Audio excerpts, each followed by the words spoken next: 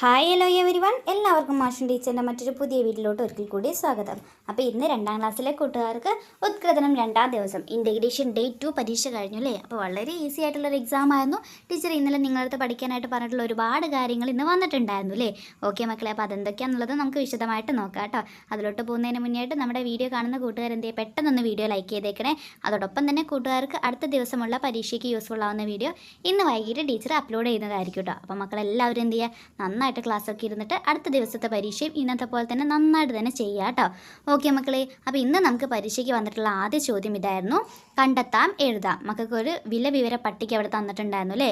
ഒരു കോളത്തിൽ സാധനങ്ങളും തൊട്ടടുത്ത കോളത്തിൽ അവയുടെ ഓരോന്നിൻ്റെ വിലയുമായിരുന്നു തന്നിട്ടുണ്ടായിരുന്നത്. മക്കളടുത്ത് ചോദിച്ച ചോദ്യം ഇതായിരുന്നു: വീടുണ്ടാക്കാൻ മിത്ര ഒരു കാർഡ്ബോർഡും ഒരു ചാർട്ടും വാങ്ങി, എത്ര രൂപയാകും? അപ്പോൾ നോക്കിക്കുക മക്കളെ, ചാർട്ടിന് എത്ര രൂപയാണ്? 8 രൂപയാണ് അല്ലേ. കാർഡ്ബോർഡിന് 19 രൂപയാണ്. അപ്പോൾ അവൾ കാർഡ്ബോർഡും ചാർട്ടും ആയിരുന്നു മേടിച്ചിട്ടുണ്ടായിരുന്നത്. അപ്പോൾ ആകെ രൂപ കാണാനായിട്ട് എന്ത് ചെയ്താൽ മതി? രണ്ടിൻ്റെയും വില തമ്മിൽ കൂട്ടി നോക്കിയാൽ മതി അല്ലേ. അതായത് 8 കൂട്ടണം 19. അപ്പോൾ എത്രയാണ് നമുക്ക് ആൻസർ കിട്ടിയിട്ടുള്ളത്? 27 കിട്ടിയിട്ടില്ലേ? എല്ലാ കൂട്ടുകാരും എഴുതിയിട്ടുണ്ടായിരിക്കുമല്ലോ. ഓക്കെ മക്കളെ, ഇനി അതിൽ തന്നെ മറ്റൊരു ചോദ്യം കൂടി ചോദിച്ചിട്ടുണ്ടായിരുന്നു: മിത്രയുടെ കയ്യിൽ 40 രൂപയാണുള്ളത്. ചാർട്ടും കാർഡ്ബോർഡും വാങ്ങിയാൽ മിത്രയുടെ കയ്യിൽ എത്ര രൂപ ബാക്കിയുണ്ടാകും എന്ന് ചോദിച്ചിട്ടുണ്ടായിരുന്നു അല്ലേ. ആകെ എത്രയാണ്? 40 രൂപയാണുള്ളത്. നമ്മൾ എത്ര രൂപയ്ക്കാണ് സാധനം മേടിച്ചത്? 27 രൂപയ്ക്കാണ് സാധനം മേടിച്ചിട്ടുള്ളത്. അങ്ങനെയാണെങ്കിൽ ബാക്കി എത്ര രൂപയുണ്ടായിരിക്കും മക്കളെ? 13 രൂപയായിരിക്കും ഉണ്ടായിരിക്കുക അല്ലേ. എല്ലാ കൂട്ടുകാരും കൃത്യമായിട്ട് ചെയ്തില്ലേ? 40ൽ നിന്ന് 27 കുറച്ച് നോക്കിയാൽ മതി കേട്ടോ. ഓക്കെ മക്കളെ, അടുത്ത പ്രവർത്തനം നോക്കൂ. സംഖ്യാചങ്ങല പൂർത്തിയാക്കുക. അടുത്തടുത്ത 2 വട്ടങ്ങളിലെ സംഖ്യകൾ കൂട്ടി അതിന് മുകളിലെ വട്ടത്തിൽ എഴുതുക. വളരെ സിമ്പിളായിട്ടുള്ളൊരു പ്രവർത്തനമാണ് അല്ലേ. കൂട്ടുകാർ ഇത്തരത്തിലുള്ള പ്രവർത്തനമൊക്കെ ക്ലാസ്സിൽ ചെയ്തിട്ടുണ്ടായിരിക്കും. ഓക്കെ മക്കളെ, ഏറ്റവും അടിയിലുള്ള സംഖ്യകൾ നോക്കിക്കേ. ആദ്യത്തേത് 14 പിന്നെ 12 ആണല്ലേ. 2 കൂടി ചേർത്താൽ നമുക്ക് എത്ര ഉത്തരം കിട്ടും? 26 എന്ന് കിട്ടൂലേ. അപ്പോൾ അതാണ് തൊട്ട് മുകളിൽ മക്കൾ എഴുതേണ്ടത് കേട്ടോ. അടുത്ത 2 കോളത്തിലെ സംഖ്യകൾ നോക്കിക്കേ. 12ഉം 8ഉം ആണല്ലേ. 12ഉം 8ഉം ചേർന്നാൽ 20 നമുക്കറിയാം. എല്ലാവരും എഴുതിയിട്ടില്ലേ? ഇനി തൊട്ട് മുകളിൽ ഏറ്റവും മുകളിലെ കോളത്തിലുള്ള സംഖ്യ ഏതായിരിക്കും? നമുക്കൊരു കോളത്തിൽ 26 കിട്ടി, ഒരു കോളത്തിൽ 20 കിട്ടിയില്ലേ. അപ്പോൾ അത് രണ്ടും കൂടി ആഡ് ചെയ്താൽ മൊത്തം എത്ര കിട്ടും മക്കളെ? 46 കിട്ടൂലേ. എല്ലാ കൂട്ടുകാർക്കും കിട്ടിയില്ലേ? ആദ്യത്തേത് 26, 20, പിന്നെ ഏറ്റവും മുകളിൽ എത്ര വരും? 2 കൂടി ചേർത്താൽ 46 കിട്ടും. എല്ലാവരും ഉത്തരം എഴുതിയിട്ടുണ്ടായിരിക്കും അല്ലേ. ഓക്കെ മക്കളെ, ഇനി ഏതെങ്കിലും കൂട്ടുകാർക്ക് തെറ്റിപ്പോയിട്ടുണ്ടെങ്കിൽ വിഷമിക്കൊന്നും വേണ്ട കേട്ടോ. ഇനിയും നമുക്ക് പരീക്ഷകൾ വരാനായിട്ടുണ്ട്. അപ്പോൾ എന്ത് ചെയ്യുക, അടുത്ത പരീക്ഷയ്ക്ക് നമുക്ക് ഫുൾ മാർക്ക് മേടിക്കാനായിട്ട് നോക്കാം കേട്ടോ. ഇനി നമുക്ക് അടുത്ത ചോദ്യത്തിലോട്ട് പോവാം. സ്വപ്ന വീട്. ടീച്ചർ ഇന്നലെ പറഞ്ഞിട്ടുള്ള ക്വസ്റ്റ്യൻ ആയിരുന്നല്ലേ ഇത്. അപ്പോൾ ഇന്നലെ ടീച്ചറുടെ ക്ലാസ് കണ്ടിട്ടുള്ള മക്കളൊക്കെ ഈ ഒരു ക്വസ്റ്റ്യൻ നന്നായിട്ട് തന്നെ എഴുതിയിട്ടുണ്ടായിരിക്കും അല്ലേ. എന്തായിരുന്നു മക്കളെ ചോദ്യം? മിത്രയുടെ വീടിനടുത്ത് തന്നെ സാന്ദ്രയ്ക്കും ഒരു പുതിയ വീട് നിർമ്മിക്കുന്നുണ്ട്. വീട് പണിയുമായി ബന്ധപ്പെട്ട തൊഴിലുകൾ കണ്ടെത്തി ചിത്രത്തിന് ചുറ്റും വട്ടം വരയ്ക്കാനായിരുന്നു പറഞ്ഞിട്ടുണ്ടായിരുന്നത് അല്ലേ. ഇന്നലെ ടീച്ചർ യോജിപ്പിക്കാൻ പറയുന്നായിരുന്നു പറഞ്ഞിട്ടുണ്ടായിരുന്നത്, പക്ഷേ ഇന്ന് വട്ടം വരയ്ക്കാനായിരുന്നു പറഞ്ഞിട്ടുണ്ടായിരുന്നത് അല്ലേ. എന്തായാലും കുഴപ്പമില്ല, വീടുമായിട്ട് ബന്ധപ്പെട്ടിട്ട് തൊഴിലുകൾ പഠിച്ചു പോയിട്ടുള്ള കൂട്ടുകാർക്ക് വളരെ ഈസി ആയിട്ടുള്ള പ്രവർത്തനമായിരുന്നു അല്ലേ. എന്തൊക്കെയാണ് മക്കളെ?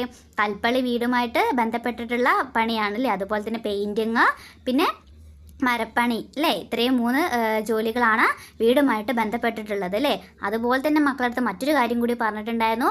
വീട് പണിയുമായി ബന്ധപ്പെട്ട മറ്റ് 2 തൊഴിലുകളെ കൂടി പേരുകൾ എഴുതാനായിട്ട് പറഞ്ഞിട്ടുണ്ടായിരുന്നു. അപ്പോൾ ടീച്ചർ ഇന്നലെ മക്കളടുത്ത് എഴുതി പഠിക്കാനും കൂടി പറഞ്ഞിട്ടുണ്ടായിരുന്നു അല്ലേ. അപ്പോൾ അത് എഴുതി പഠിച്ചിട്ടുള്ള കൂട്ടുകാർക്ക് അവിടെയും ഫുൾ മാർക്ക് മേടിക്കാനായിട്ട് പറ്റിയിട്ടുണ്ടായിരിക്കും. എന്തൊക്കെയാണ് മക്കൾ എഴുതിയിട്ടുള്ളത്? വയറിങ്, അതുപോലെ തന്നെ കോൺക്രീറ്റ് പണിയൊക്കെ മക്കൾക്ക് എഴുതാവുന്നതാണ് കേട്ടോ. അപ്പോൾ എല്ലാ കൂട്ടുകാരും കൃത്യമായിട്ട് എഴുതിയിട്ടുണ്ടായിരിക്കുമല്ലോ.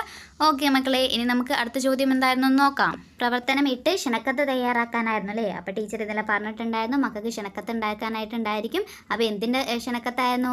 ഗൃഹപ്രവേശത്തിൻ്റെ ക്ഷണക്കത്ത് തന്നെയായിരുന്നു ഉണ്ടാക്കാനായിട്ടുണ്ടായിരുന്നത് അല്ലേ. നോക്കിക്കേ മക്കളെ ചോദ്യം. സാന്ദ്രയുടെ വീട് പണി പൂർത്തിയായി.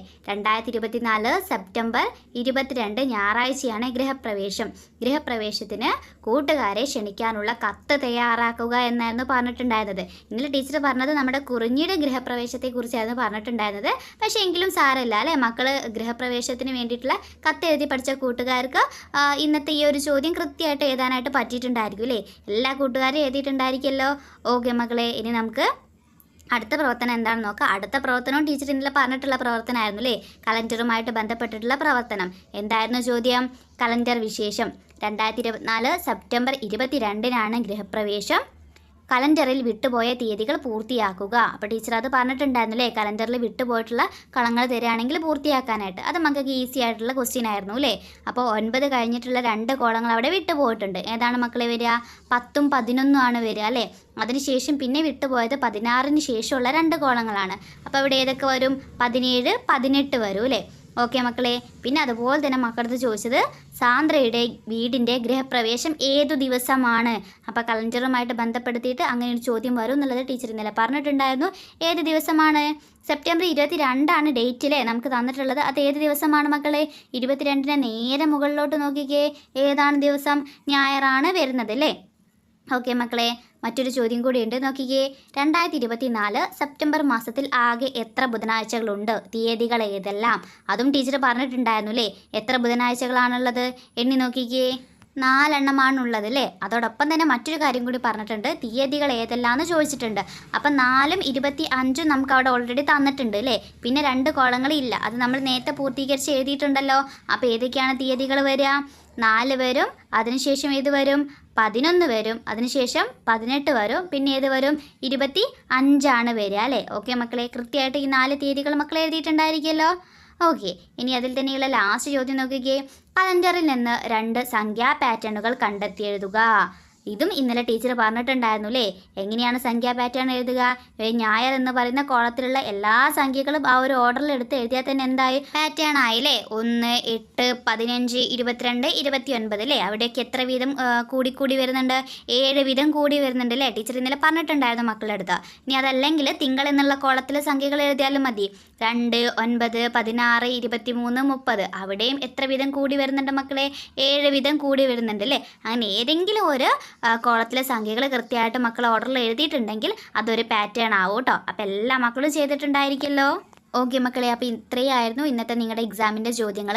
അപ്പം ഇന്നലെ ടീച്ചർ പഠിക്കാനായിട്ട് പറഞ്ഞിട്ടുള്ള കുറേ കാര്യങ്ങൾ ചോദിച്ചിട്ടുണ്ടല്ലേ. അപ്പോൾ ടീച്ചർക്ക് ഒത്തിരി സന്തോഷമായി. ടീച്ചറുടെ വീഡിയോ കണ്ടിട്ടുള്ള കൂട്ടുകാരൊക്കെ മുഴുവൻ മാർക്ക് മേടിച്ചിട്ടുണ്ടായിരിക്കില്ലേ. അപ്പോൾ ഇന്ന് വൈകിട്ട് 6 മണിയാകുമ്പോഴേക്കും ടീച്ചർ നിങ്ങളുടെ അടുത്ത ദിവസത്തെ പരീക്ഷയ്ക്കുള്ള വീഡിയോയുമായിട്ട് വരും. അപ്പോൾ എല്ലാ മക്കളും എന്ത് ചെയ്യുക? കാത്തിരിക്കുക. എന്നിട്ട് നന്നായിട്ട് തന്നെ എക്സാമിന് പ്രിപ്പയർ ആവുക കേട്ടോ. ഓക്കെ മക്കളെ, അപ്പോൾ മറ്റൊരു പുതിയ വീഡിയോയുമായിട്ട് നമുക്ക് വീണ്ടും കാണാം.